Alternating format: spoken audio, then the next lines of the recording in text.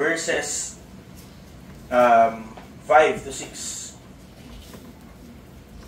Nandyan po ba sila? Amen. Babasahin ko po, sundan po rin yung mga paningin. Let your conversation be without covetousness, and be content with such things as ye have, for he hath said, I will never leave thee, nor forsake thee, so that we may boldly say, the Lord is my helper, and I will not fear what man shall do unto me. Purihin po ang Panginoon sa pagbasa po ng kanyang salita. Amen. Mari na po kayo magsiupo. So, inyo po natatandaan ang ating pong series, ay ating pong pinangalanan na Biblical Financial Literacy Series. So, tayo po ay nakadalawa na po na pag-aaral sa ating seryeng ito. Tinapos po ng ating pastor ang nakarang prayer. Pero po tayo po yung magpapatuloy, hindi po dahil sa tayo ay mas may alam, bagkus ito po yung patuloy pa rin pag-aaral po ng salita ng Diyos. Kung ating pong babalikan yung mga nauna po nating pag-aaral, ang pinakaunang prinsipyo po na ating pinag-aralan ay dapat meron tayong tamang perspektibo. Inyo pong naaalala, we should have the right perception, the right perspective. At ang ating pong binigyang diin doon ay ang lahat po ng mga bagay na ating nakikita, lahat ng mga bagay sa hindi lamang po sa mundo ito, kundi hindi sa mga nasa kalawakan. Lahat ng mga bagay na ito, maging kung ano po yung meron tayo at maging tayo mismo, lahat po ng ito ay pagmamayari ng Diyos. Amen. Ni isa, wala po tayong pagmamayari. Ang lahat po ng nasa ating mga kamay ay pawang mga pinagkatiwala lamang. Amen. At kung yun po ang ating pananaw, ating pong dapat matutunan na ang kalooban po ng Diyos ay gawin po yung kanyang kalooban hinggil sa mga bagay po na material na ating pong na kanya po pinagkatiwala sa atin. Ibig sabihin, tayo po ay darating ang panahon na tayo po ay haharap sa Diyos. Tayo po ay magiging tayo po ay accountable. Tayo po ay kanya pong tayo po ay maglilitis kung ano pong ginawa natin sa mga bagay na pinagkatiwala po ng Diyos sa atin. And with that in mind, atin po dapat the right perspective is that we are just stewards. At ang ating dapat kalooban, ating dapat layunin sa mga bagay na ating ginagawa ay dapat ayon lamang sa Diyos at dapat ang Diyos lamang naluluwalhati. Pangalawa po pangalawang pag-aaral po na ating ginawa ay ating pong tinawag na the resolute precedence. Ang ibig sabihin po nito, ating pong pinag-aralan yung tungkol sa prioridad. Kung inyong naalala, ating pong binigyang diin na ang Diyos po dapat ang ating inuuna sa lahat ng bagay. Amen. And everything should be far second. Maging yung ating unang-una sa mga prioridad, inyong naalala po, sa ating mga tangkilik at maging sa ating mga pangangailangan. God should be the first in everything that we have, we do, in everything. So yun po, ang ating nawang natutunan na prinsipyo doon is that God must come first. Yung kanya pong kalooban dapat ang masunod lagi sa ating buhay. And if we do that, everything will fall at its place. Lahat ng mga pangangailangan, lahat ng mga ating maaaring pinoproblema, all of that will be provided by God.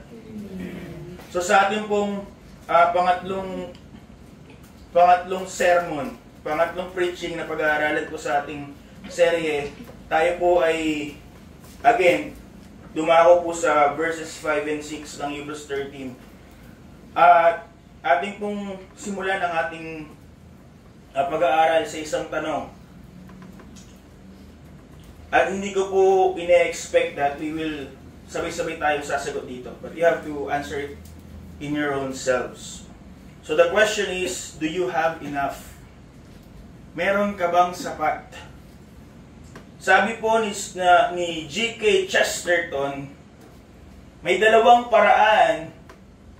There are two ways to get enough. Sabi po ni G.K. Chesterton. One is to accumulate more and more, and the other is to desire less. Dalawang paraan para magkaroon ng sapat.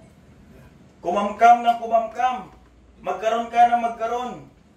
Kumayod ng kumayod upang magkaroon ka pa ng mga bagay, higit pa sa kung anong meron ka.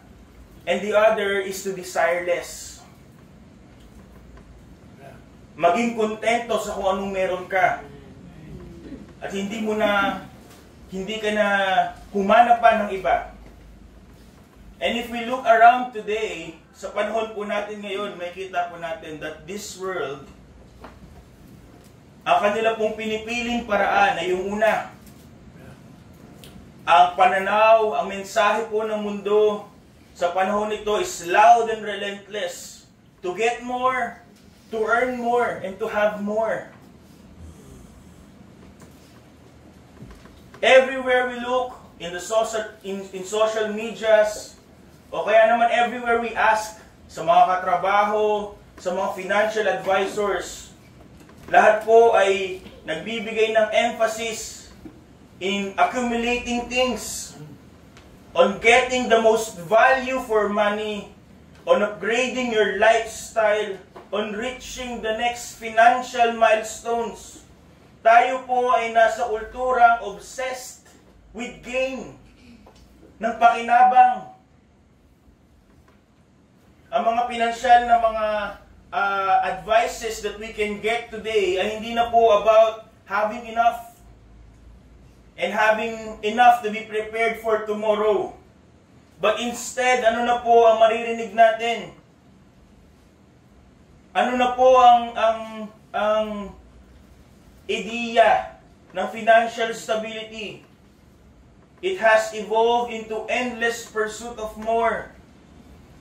Sige pa, madami pa, hindi pa sapat. Lahat ay every chance. Lahat po ay magkakamkam of more profit. Lahat ng kanilang pinoproblema kung paano mas kikita, mas dadami yung kanilang mga ari-arian, mas dadami yung kanilang pong mga yung pera, mas yayaman.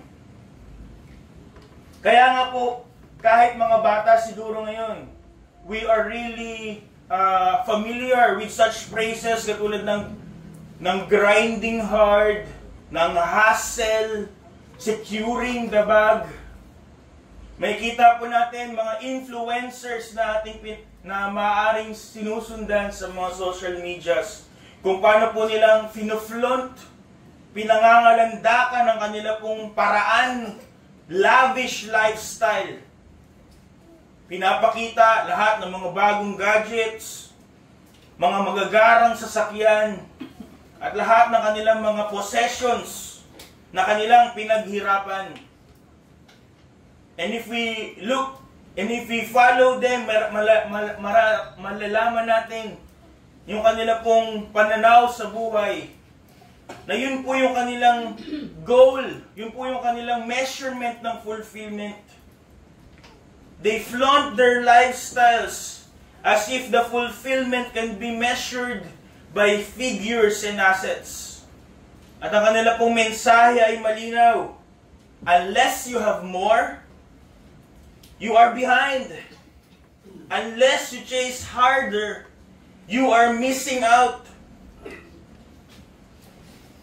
Ang panahon po na ating kinabibilangan ay nakatuon on how to gain as much as possible, as early as possible, for as long as possible.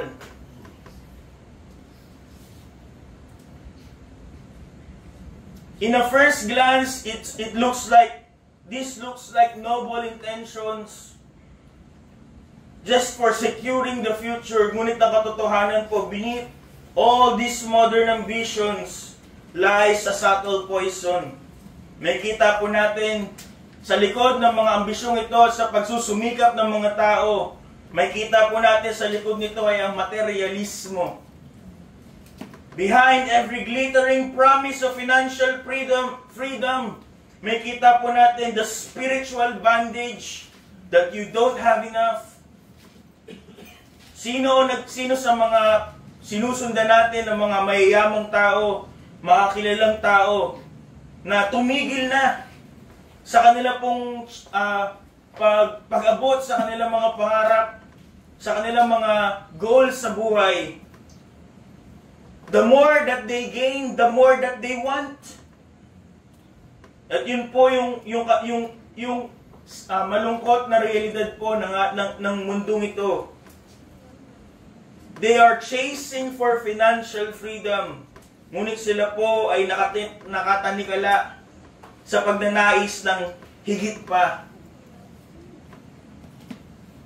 Nakatanikala sa kaisipan na kung anong meron sila ay hindi pa sapat.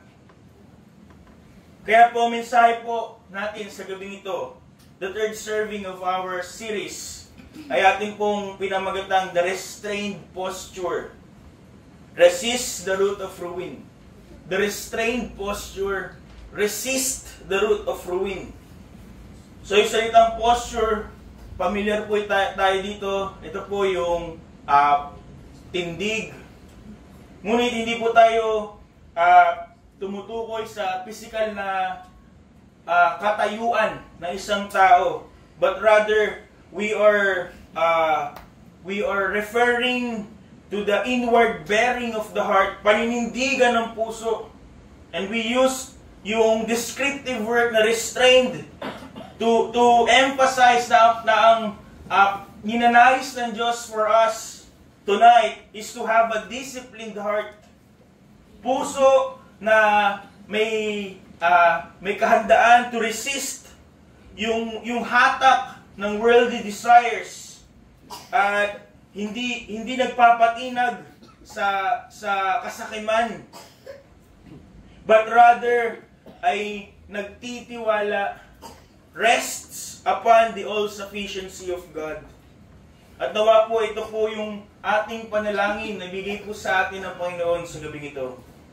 So unang-una po sa ating pong mga talata, tayo po ay kagad inilid ng Holy Spirit to the root of all the problem.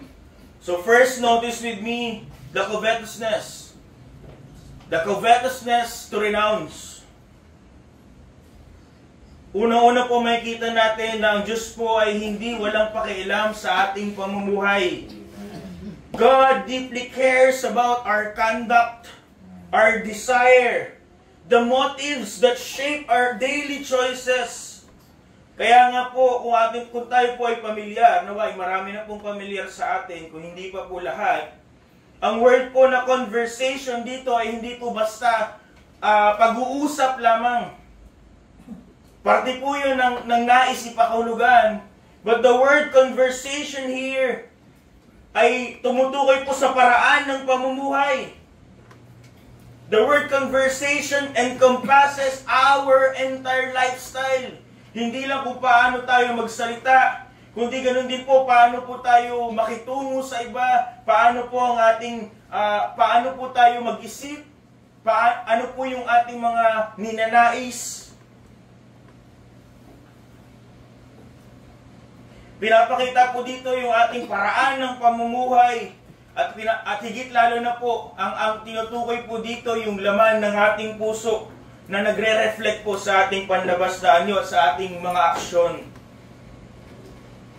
Mas mabuti po kung ating mababasa ito in a translated way na ganito po. At ito po ay ating mauunawaan that God is commanding us for us to let our way of life be free from covetousness.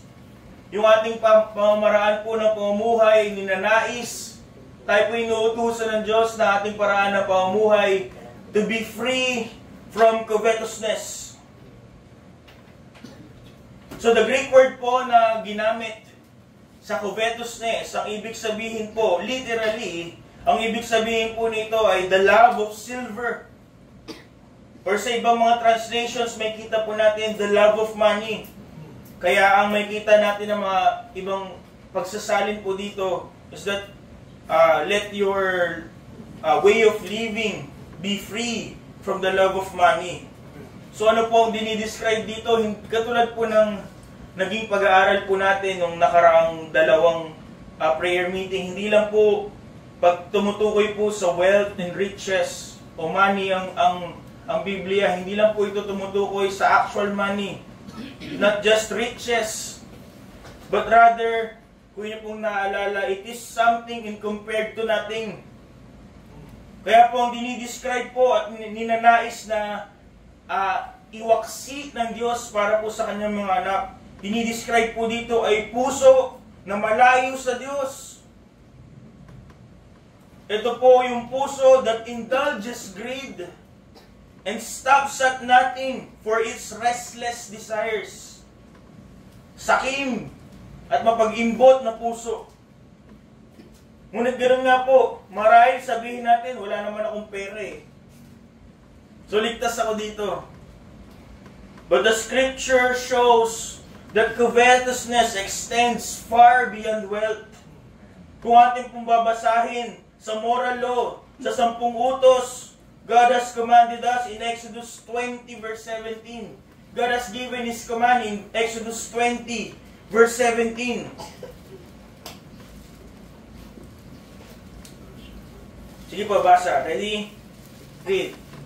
Thou shalt not covet thy neighbor's house, thou shalt not covet thy neighbor's wife, nor his manservant, nor his maidservant, nor his ox, nor his ass, nor anything that is thy neighbor's. So maliwanag po sa talatang ito that covetousness is not just limited to wealth, not just limited to money. What we can see here is that covetousness is any dissatisfaction with God's provision. Hindi ka kontento sa kung anong meron ka. Ano po sinasabi dito? Thou shall not covet. Sabi po sa verse 17 ng chapter 20, thou shall not covet yung mga bagay na nasa iyong kapitbahay, sa iyong kapwa, mga bagay na wala sa iyo.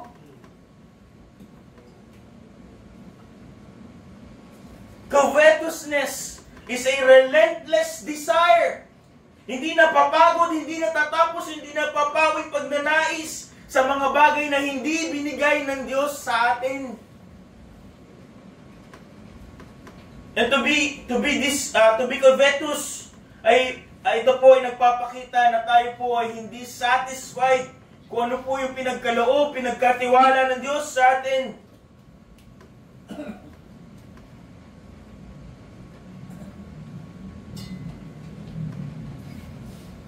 At ang kasalanan pong ito ay hindi bago. It has plagued humanity since the beginning. And yet, may kita po natin sa ating henerasyon sa panahong ito, it has spread like epidemic. May daig pa yung COVID-19. Yung covetousness po, makikita na natin kahit sa bibig ng mga bata. May kita natin kahit yung mga nagsasabing Kristiyano, carelessly expresses covetousness. Today, covetousness has been more polished, more acceptable, more celebrated. Nung di ba sa social media, lagi natin naririnig yung salitang sana all. May nakita ka na bagay o pagmamay-ari yung iba, ano i-comment ng iba ng mga tao, sana all.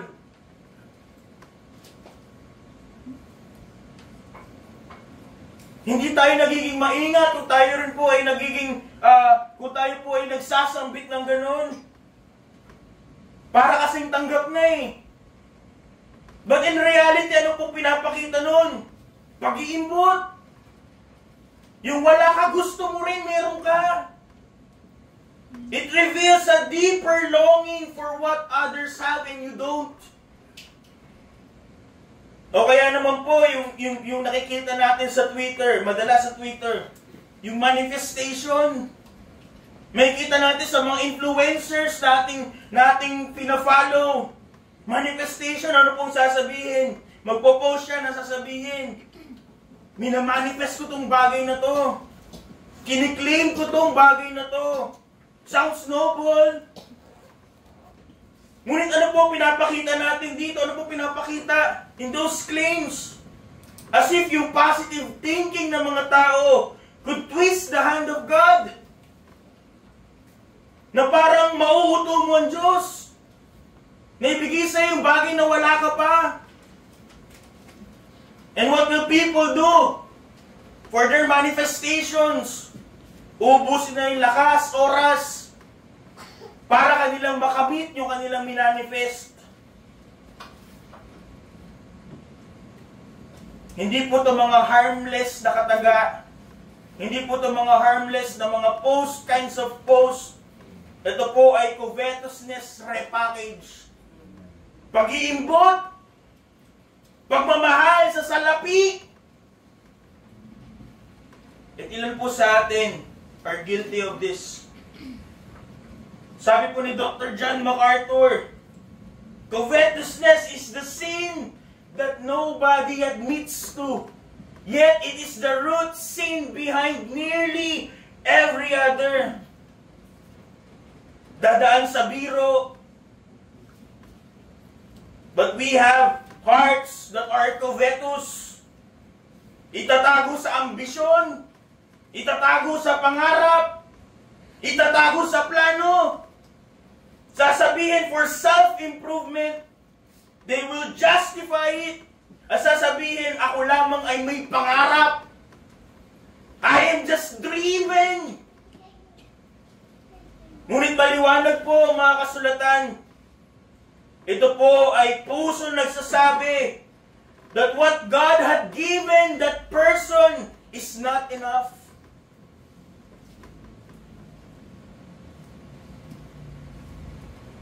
It is not merely ambition, it is covetousness. That's why we have been warned by the Apostle Paul. Nung kanya pong winarningan si Pastor Timothy in 1 Timothy 6:10. 1 Timothy 6:10. We are all familiar of this verse, pero basahin po natin. 1 Timothy 6, verse 10. Reading, begin.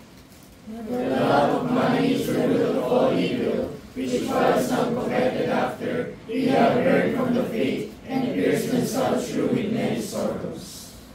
Katulad po ng sinabi ng ating pastor, hindi po ang salapi, ang wealth, hindi po yun ang masama. Hindi na sa nangahawak sa iyong puso. Kung ang ating puso clings to money, or anything else for security. Anong pinagtitiwalaan natin? Yung trabaho natin, kaya hindi natin maiwan, hindi mo pagpalit.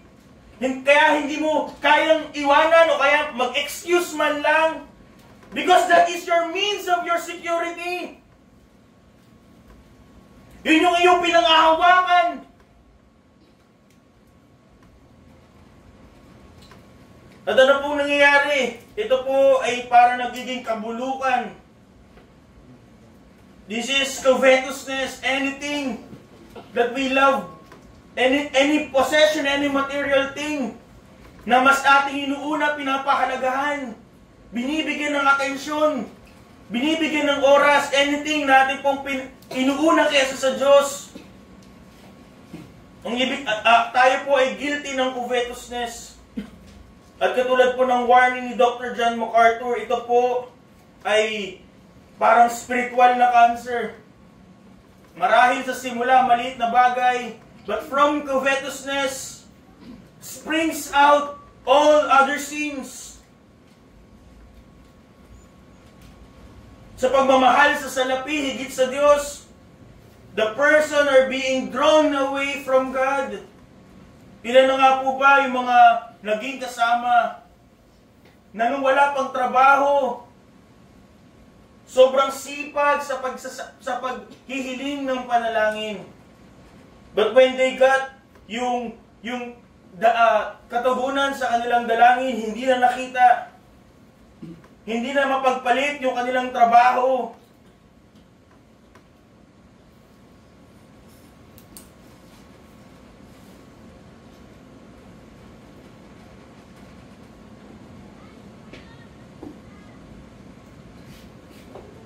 Ang kasalanang ito ay hindi lamang po para sa mga mayaman. Maging tayo mga mahirap. Even the poor can be too consumed on wanting more.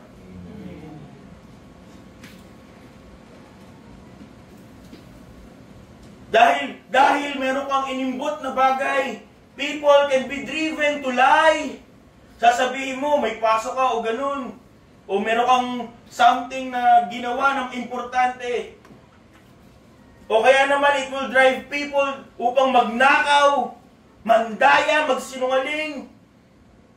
Hindi ba covetousness also drives yung ibang mga young people to commit adultery? Makikiapit sa mga mayayamang matanda. And even murder. And the sad reality is that covetousness causes professing believers to neglect yung mga bagay tungkol sa Diyos. Dahil sa pagimbot sa salapi, ilan sa mga mananampalataya ang ninanakawan ng Diyos through their tithes and offerings. Ilan sa mga mananampalataya dahil sa pag-iimbot, sa pagmamahal sa salapi, kanila pong kinokompromiso ang kanilang testimony. Ilan sa mga mananampalataya dahil sa pag-iimbot forsake spiritual duties. Oh, because kanilang pinapakinggan ang sigaw ng kanilang puso for more.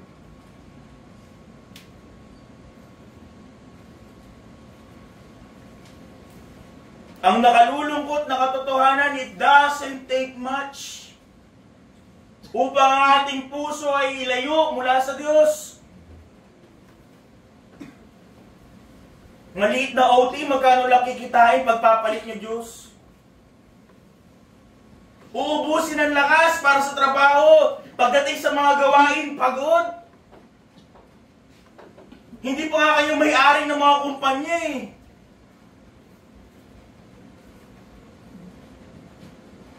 It takes so little para sa atin upang ipagpalit ang Diyos.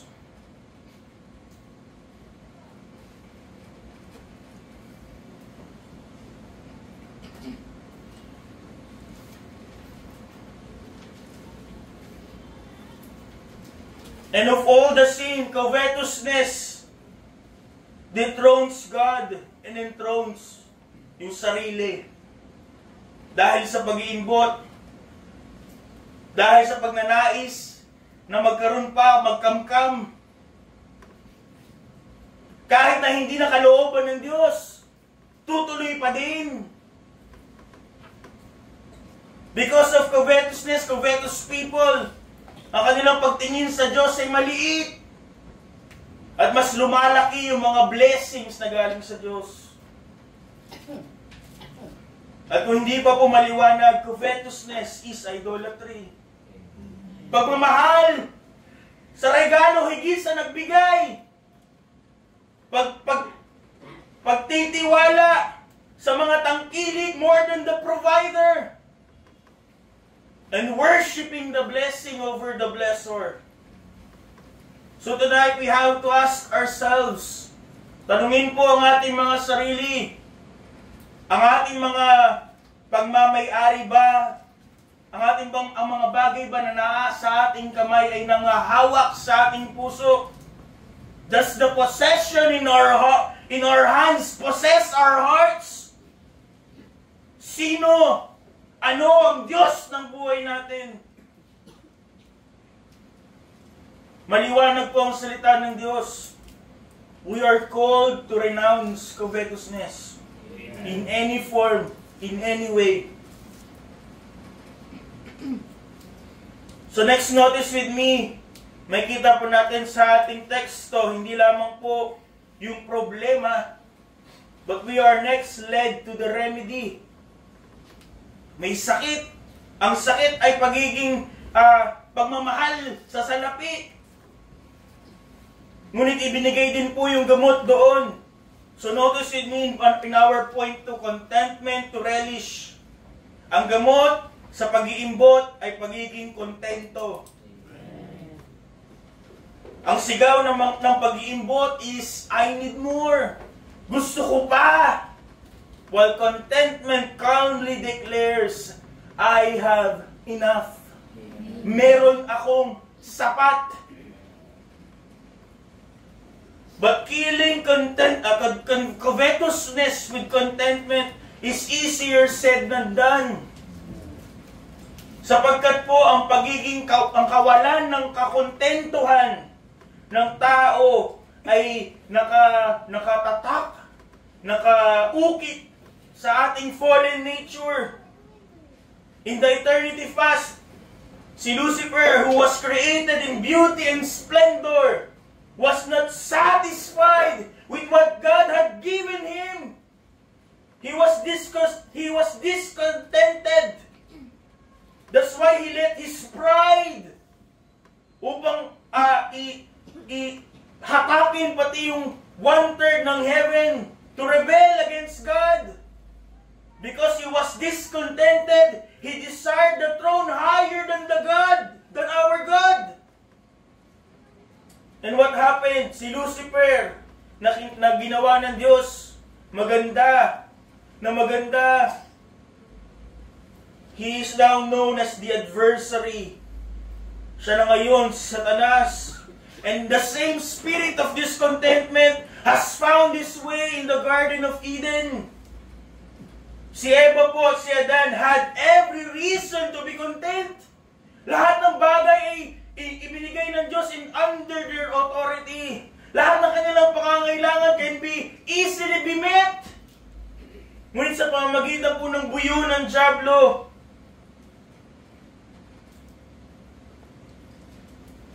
although they have everything that they have ever needed, but because of one question, hath God said, nawala yung tingin ni Eva sa lahat ng pinagkatiwala ng Diyos sa kanya, papunta dun sa kaisa-isang bagay that God had withholded from her. And from this deception, humanity fell. So what we see, mga kapatid, is that discontentment is a natural reflex of the fallen heart. Hindi mo kailangan turuan ng bata to be discontented on what they have. Hindi lahat ng iyak ng mga bata ay nagpapakita ng longing for need. Sa mga magulang dyan, meron pong mga pagkakataon ng mga bata, they want something different. At hindi mo kailangan ituro sa mga bata. And as people grow older, marahil magpalit man ng mga laruan, mga naisin, but the heart is the same. Kaya nga po, meron tayong mga naririnig na healing the inner child. Have we not realized na yun po ay mga discontentment nurtured from young age until adulthood? Mga bagay na wala ka nung bata ka, ngayon hinahanap mo, pinipilit mong makamit.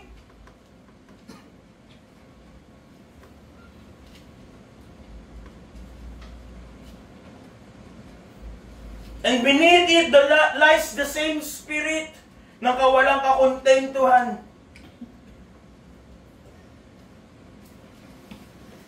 It is not self-care, it is not healing, inner healing. It is not doing for the little you. Anong sinasabi mo? What I had is not enough. Therefore, I need to get it now.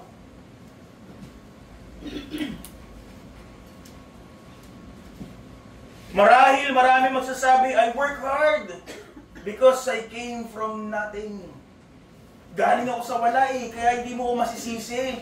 Kaya kung paano ako magtrabaho, how I give my best in my work. Pero maging tapat nga tayo sa sarili natin, wala ba talaga? Tayo ba ang pinakamasaho na kalagayan? Oh yes, we are in the third world country, but hindi po tayo nasa pinakamasaho na kalagayan sa ating bansa.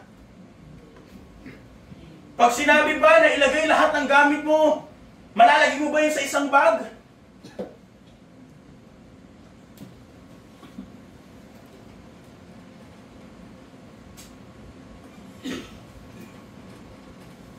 Karamihan sa atin, hindi po tayo mayaman, ngunit may pagkain po sa hapag. May damit na nasusuot. Sino po ba dito? Mahabang panahon ng buhay na natulog sa kalsada. Ang Diyos po'y naging tapat sa pagtugon sa mga pangangailangan. And yet, instead of gratitude, ano po ang ginagawa ng ilang mga Kristiyano? We compare. Instead of giving thanks to God, we crave for more.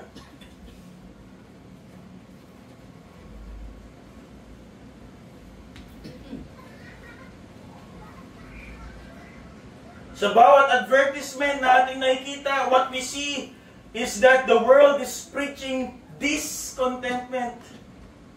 Makikita mo, bagong cellphone, ano pong sinasabi? Hindi na sapat, hindi na okay yung cellphone mo. 2 araw ng older than this version.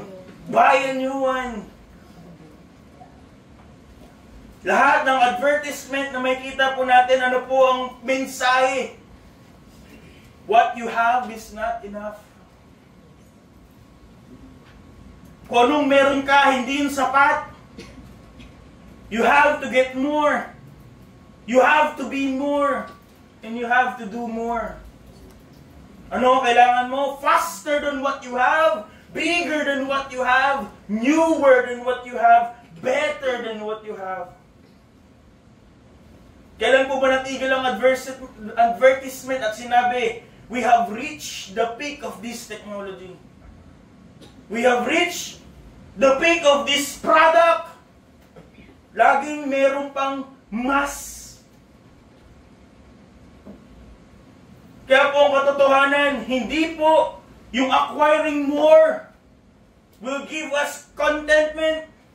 Sapagkat if we cannot rejoice on what God has already given us, hindi po tayo makukontento kung tayo po'y bibigyan pa ng Diyos. Uulitin ko po, if you cannot rejoice in what God has already given you, you will not rejoice even if He gives you more.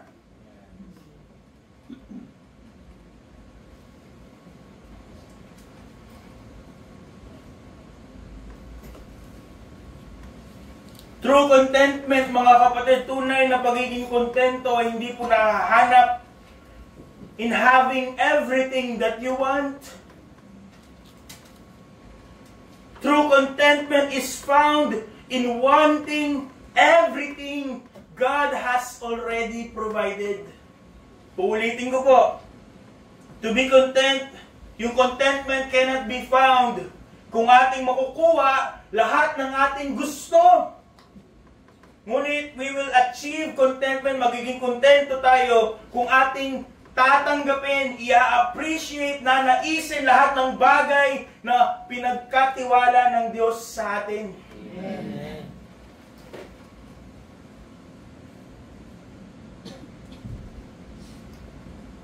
To be content is to have a confidence to say, everything I have flows from His gracious hand.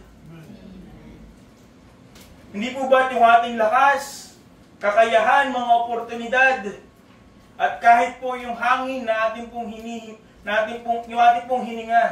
lahat po yun ay galing sa Diyos. Amen. Marahil wala po tayo ng mga bagay na meron ng iba.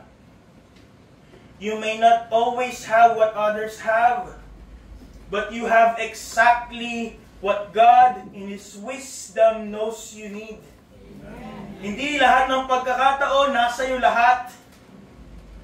Ngunit sa lahat ng pagkakataon, sa karunungan ng Diyos, lahat ng pagkakataon ng pangangailangan mo ay Kanya pong sinasagot. His provision may not satisfy your preference, but it will always meet your necessities. Hindi lahat ng gusto mo bibigay ng Diyos, ngunit lahat ng pangangailangan natin ay tutugunan ng Diyos. Ang Kanya pong oras ay hindi huli. His timing is never late. His resources never lacking. And His purposes never mistaken. Kaya nga po, to be content is to rest in God's providence. Mangiling sa providensya, sa pagtugon, provision ng Diyos. Only then can we say, I have enough. Hindi dahil we have enough, actually because God is enough. Amen. And the only way to sustain it, mga kapatid, is seen in our last point. The way to sustain a contented heart is to anchor it in a faithful God. Kaya po ang last point natin, we are called na magkaroon ng confidence to renew. The confidence to renew. Notice po, ano po sinabi ng writer ng Hebrews? Let your conversation be without covetousness, and be content with such things as He have, for He had said. Ano po ang batayan? Ano po ang magiging saligan ng ating pagtalikod sa pag-iimbot at sa pagiging kontento? Ang ating pong batayan, yung what He had said. He had said. Ano po ang batayan ng ating confidence? God's promise. Salita ng Diyos. Pangako ng Diyos. At ano raw po ang pinangako ng Diyos sa atin mula sa talatang ito? I will never leave thee, nor forsake thee. Sa original Greek po, gumamit po ang writer ng 5 negatives upang i-intensify this promise. Sa English, hindi po ito na-appreciate. Ngunit sa mga Pilipino, alam natin yan, yung pag-uulit, it gives emphasis. Kaya nga, di ba sabi ng isang beauty queen, major, pinagtawanan. But we get it. It gives emphasis. At kung atin po itatranslate, actually, kung ano pong nakasulat sa Greek, ang pangako po ng Diyos is, I will never leave you. I will never forsake you. It is the piling up of 5 negatives. At katulad sa mga Pilipino, ito ay paraan ng mga Griego to express absolute certainty. At ang Diyos po ang nagsabi nito. Therefore, it is truly absolute. It is truly certain. Yung salita pong leave o iiwan, ay ibig sabihin po nito ay loosening someone's grip. Na kung may hawak ka, unti-unting bubuksan ng iyong kamay para mahulog. Ngunit ano po sinasabi ng Diyos sa kanyang pangako? He is saying that, I will not let you go. I will never let you go. Ni hindi ko man lang i-relax ang aking kamay para ikaw ay mapuslit sa aking kamay. Amen. The word forsake, ang ibig sabihin nito ay abandonahin. Iwan na walang, iwan in a helpless state. Picture niyo po isang commander, isang general, na kanya pong iiwan ng kanyang mga soldiers in the battle. Picture niyo po isang magulang na iiwan sa lapag o kahit saan, yung kanyang anak na umiiyak. That's the word na forsake. At ano po ang sinasabi ng Panginoon? I will never forsake you.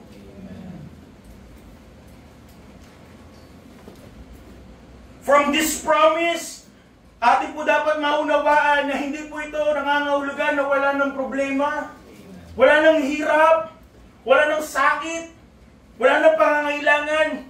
Ngunit ang pangako po ito ay ang pangako po ng Diyos, yung kanya pong nananatiling presensya kasama natin. God does not say you will never go through hardship, but rather, ano po sinasabi niya? I will be with you through that hardship.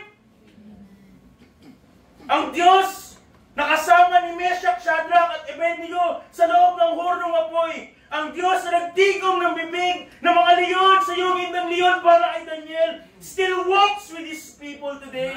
Amen.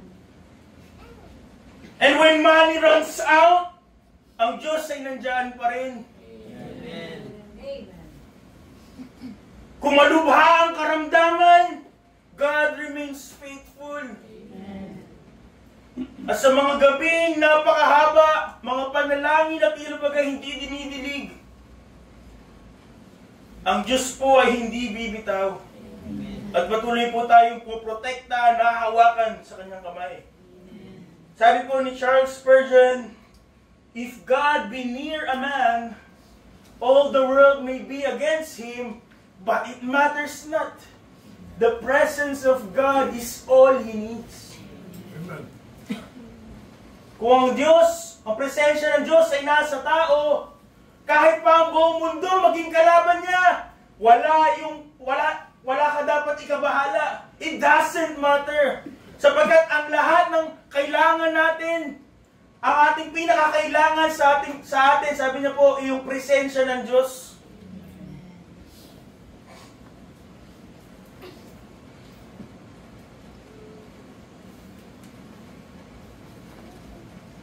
To be confident in God is to have the same conviction. So verse 6, so that we may boldly say, the Lord is my helper, and I will not fear what man shall do unto me. Ang salita pong helper ay nagpapakita ng isang tao na may kahandaang tumulong pagka siya ay nakarinig ng isang taong umiiyak. It gives the sense of one who runs to the cry of another. It paints the picture of someone rushing to the side of one in distress. Handang tumulong sa panahon ng kahirapan. Tutulong kaagad na nariyaan. God is not a distant observer who merely watches us as we struggle. At hindi lamang po siya present with us, but He is an active responder who runs to our aid. Hindi lamang po natin siya kasama, siya rin po ay ating katulong sa mga mabibigat na parte po ng ating buhay. When you cry out, He moves toward you. When we are weak, siya po nagbibigay ng lakas.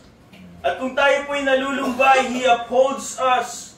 Ang Diyos po natin na hindi mabagal sa kanyang pong paggawa. He is not slow to help, but He is swift to sustain. Again, hindi po ibig sabihin wala nang pagsubok, wala nang hirap. But ano po ang ating pangahawakan? God is ever present, ever ready to help. In the midst of every trials, every dark situations that we can get,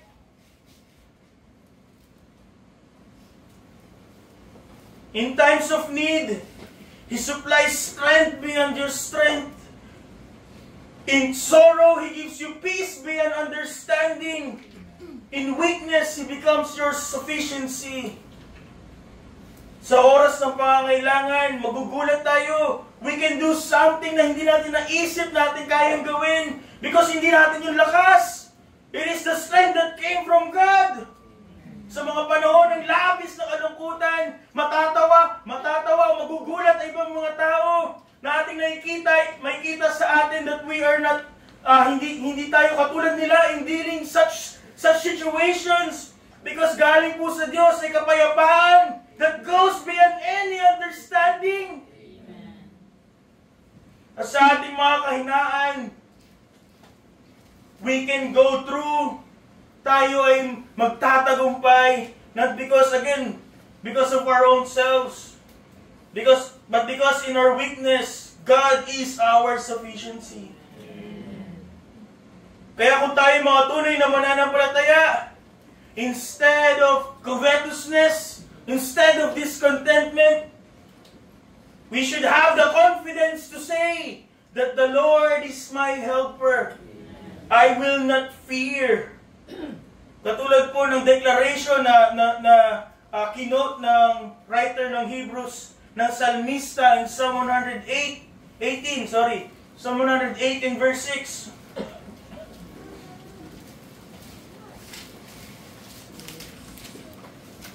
Reading starts now. The Lord is on my side. I will not fear. What can man do unto me? Bakit kailangan mong mamumblema? Ba't kailangan mo pagtuunan ng mga material things? If God is on your side, isipin nyo, ang Diyos na lumikha ng lahat ng langit at lupa, ng siyang sinukob, ang siyang handang tumulong sa iyo. Anong problema hindi mo kayang lagpasan? Ano po ang kailangan na hindi niya kayang tugunan? Kaya nga po kayang sabihin na Apostol Pablo in Romans 8:31, if God be for us, who can be against us? Sapagkat kanya po pinangahawakan itong pangako ng Diyos. And when the Lord is our ever-present help, we can face scarcity without anxiety. Makikita natin, mauubos na yung bigas, ngunit hindi po tayo mag-aalinlangan. Hindi ka matatakot. May panganib, lalo na panganib dahil sa paninindigan sa Diyos, hindi ka matatakot. At may pagsubok, dahil ang Diyos is our ever-present help, hindi tayo matatakot. At tayo po ay magpapatuloy.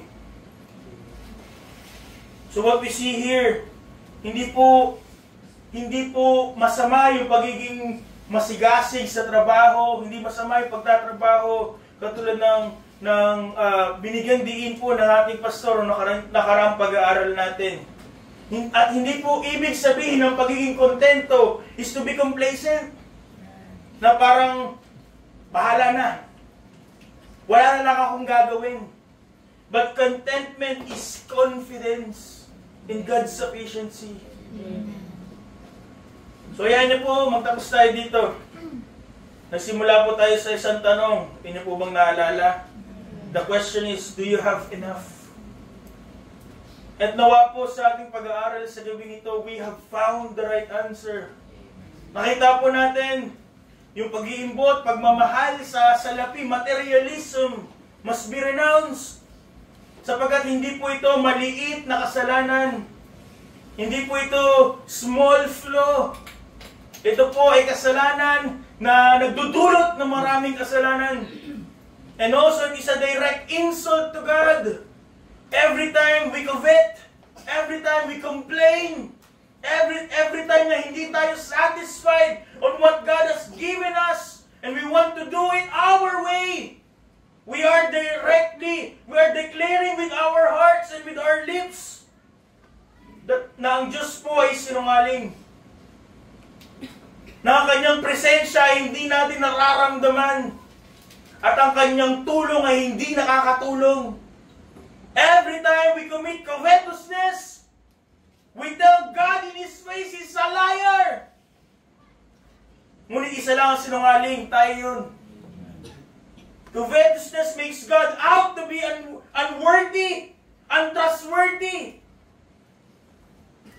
At kine-question yung pagiging sapat ng Diyos. Yung maliit na sana all is not a small thing. It is a slander against the faithfulness of our Father. Nakita rin po natin that content for us to renounce covetousness, we have to relish, ating i-enjoy what we have. So we see yung contentment that must be relished. Ngunit hindi po yung kakontentuhan lamang sa kung anong meron tayo, bagkus sa kung sino nagbigay ng meron tayo. Our all-sufficient God. Yung ating confidence finally must be renewed.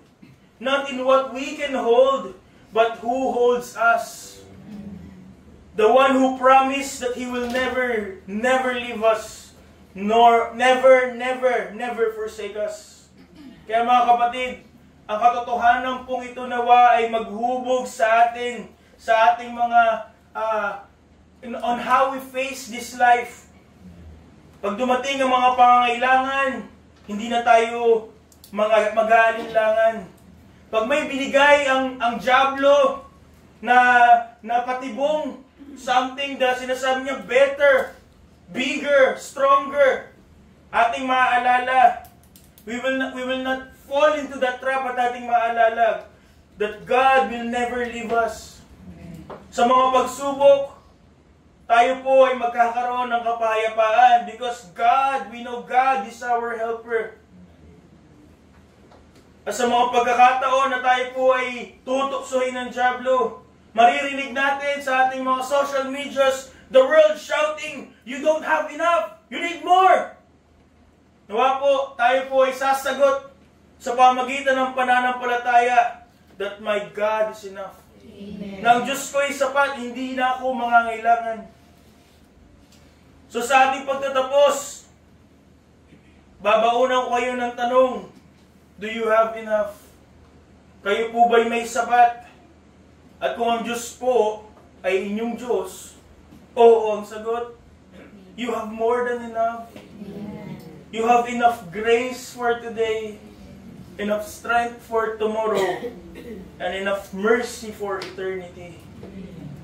Tayo po nawa ay mangiling, mamahinga sa katotohanan ito, that God is sufficient, and in Him, we have enough. Amen. Ito po ang salita ng Diyos. Amen. Tayo po ay tumayo, tayo po ay manalangin. Aming Diyos na makapangyarihan sa lahat,